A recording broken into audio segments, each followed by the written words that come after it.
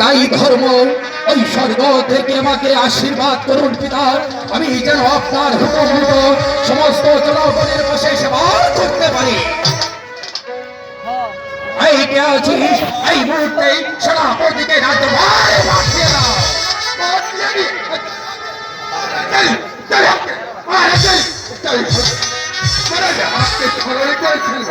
সেনাপতি মহাশয়, রাজ্যের প্রজা সাধারণ কিভাবে দিন যাপন করছে?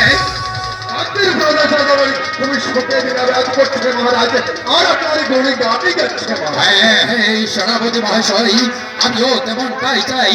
রাজ্যের প্রতিটি প্রজা সাধারণ সুখে শান্তিতে বসবাস করে। শুধু তাই নয়, যেখানে কোনো অন্যায় অনাচার দেখতে পাবি সেখানে সেনা সৈন্যগণ নিয়ে উল্কার বেগে ঝাঁপিয়ে পড়বে।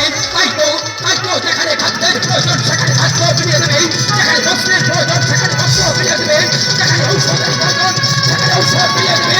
আমার রাজ্যের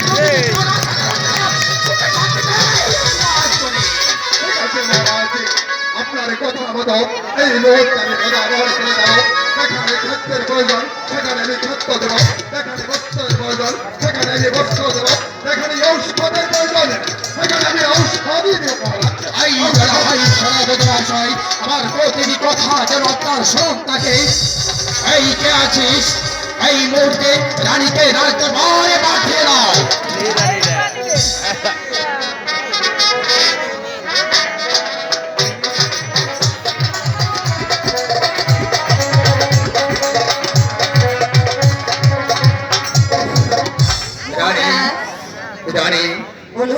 আজ বহুদিন যাবৎ তুমি ওই বিধাতার আরাধনা করে আসছো শুধুমাত্র একটি পুত্র সন্তানের জন্য।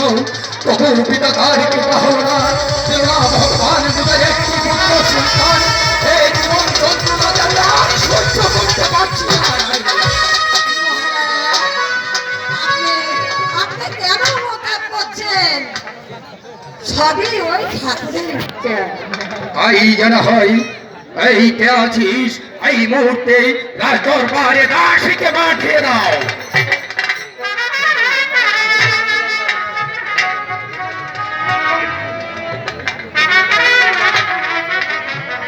দাসী, তুমি তো জানো রানী শুধুমাত্র একটি পুত্র সন্তানের জন্য দিন রাত ওই ভগবানের আরাধনা করে আসছে। প্রতিদিনের মতো আজও কি হয়েছে সেই পুজোর আয়োজন?